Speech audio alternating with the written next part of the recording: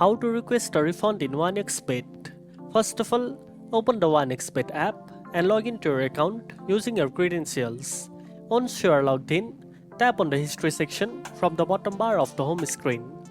This will show you all your recent bets and payments. Find the bet or transaction you want to request a refund for.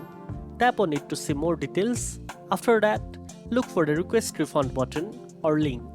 If you don't see it immediately, check for an option like support or help within the transaction details.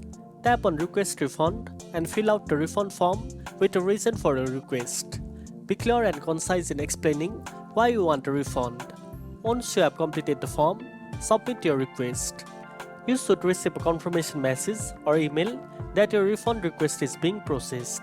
It may take some time for the OneXBet support team to review and respond to your request, so be patient. Make sure to keep all your transaction details handy in case they ask for any proof or additional information. And that's it.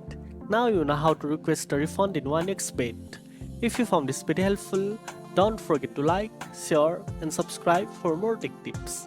Thanks for watching and I'll see you in the next one.